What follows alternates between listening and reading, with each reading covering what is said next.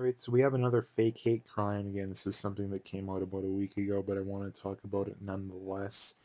Um, so NASCAR has basically gone off the deep end, number one, and that Bubba Wallace apparently found a noose in his garage um, before the race at Talladega, and I mean, for starters, right when this came out, I mean, I didn't believe it from day one, from right the second I heard it. I mean, one of the first tweets I seen about it was Mark Dice talking about, yeah, pretty much I would bet money that this is going to turn out to be fake, and sure enough, he was right. Now, James Woods says, yeah, um, he responds to a Fox News article, and it says FBI noose found in Bubba Wallace's garage was there since last year. Now, the reality was is that if you've seen the picture, it was basically just a rope tied in like a knot that was a little bit loose, and that the quote unquote noose was actually like 2 inches thick. Like you couldn't even come close to fitting a human neck through it. So it was just designed to that's what you pull to. I mean, you stick your hand in there, your fingers to pull the garage down. I mean, it's actually a pretty good little system, right? And you don't you just pull it down, right?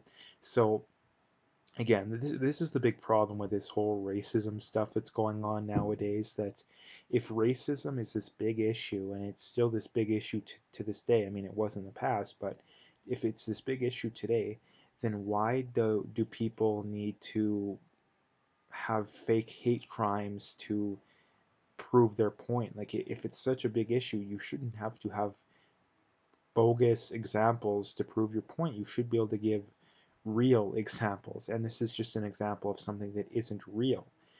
It was a fake hate crime, and the fact that NASCAR has gone completely off the deep end, they've went pretty much full on social justice warrior overnight because of this. Um, it's it's it's. I mean, not that I watched NASCAR before, but um, it's just insane. And the fact too is this Wallace guy. I mean, doesn't seem like. I mean, he's not even a good driver. He's never won a race in his career. I don't know how old he is. I mean, he looks relatively young. Maybe he'll win one at some point, but he's not even a good driver. And for all we know, he may only be in NASCAR because he's black. I don't know if he was a diversity, inclusion kind of thing, or if he actually got in there legitimately. I'm not going to say one way or the other because I don't know for sure, but it wouldn't surprise me if he was. And you seen after the race too, he had terrible sportsmanship. He went and like dumped a bunch of water on one of the another driver, and that, like I say, just terrible sportsmanship. And like the fact too that you have to have this fake hate crime too, and not only that, he was wearing the I can't breathe shirt before or after the race. I don't remember which one, which again is has been debunked. I mean, the initial autopsy showed that George Floyd did not die from the knee on the neck. He died from a heart attack. And the other one, the second one showed that he did, but again, the coroner basically said, yeah, I ruled that way because I seen the guy, he had the knee on his neck and he said he couldn't breathe. So I'm not 100% sure which is true, but I would assume that the first one would be more reliable than the second one because the second guy didn't even see the body.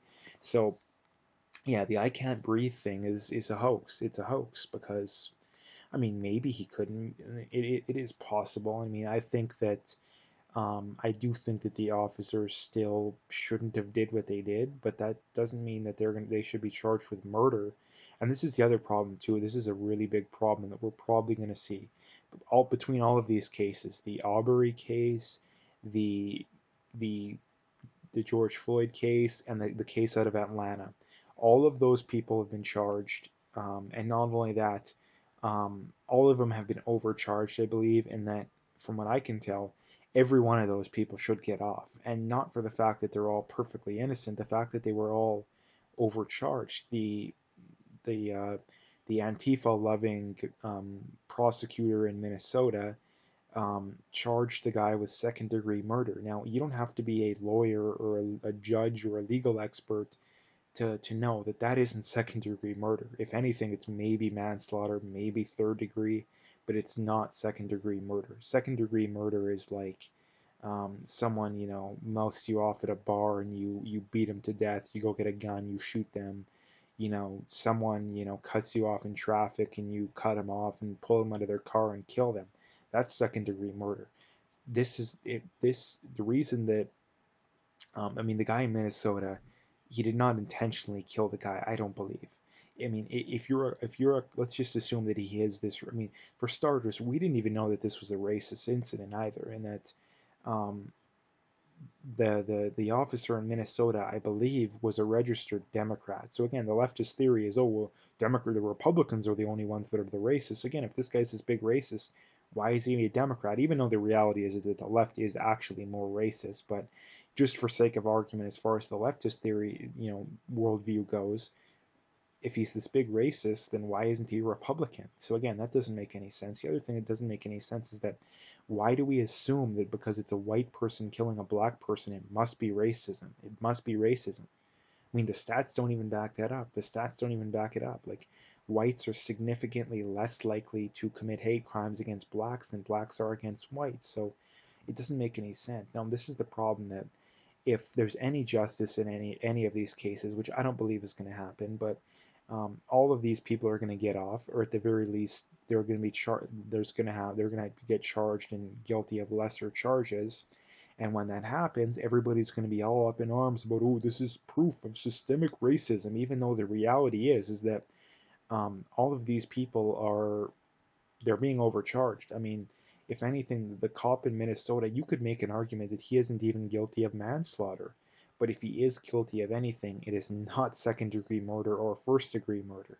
And this is the problem, is that if there's anything close to a fair trial, the guy out of Minnesota, the cop in Minnesota, will not be charged. And when that happens, there's going to be riots again. This is going to be proof of systemic racism, which is only going to make the problem worse. More white people will be killed for no good reason, and the cycle will repeat. And this is the problem, is that we just have to admit reality. We have to admit reality that racism exists to some degree, but it is not this big issue in society anymore. It just flat out isn't.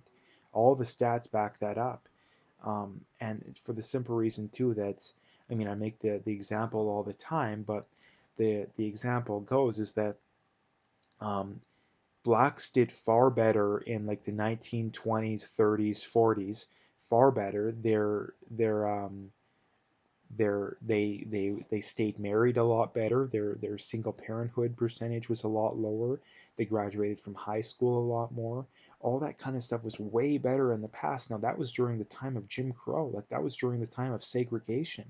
So if blacks are doing so much worse nowadays with no Jim Crow, with no segregation, with no racist laws, something else is happening. Like, something else is happening that is causing the pain and suffering of the black community, and it is not racism.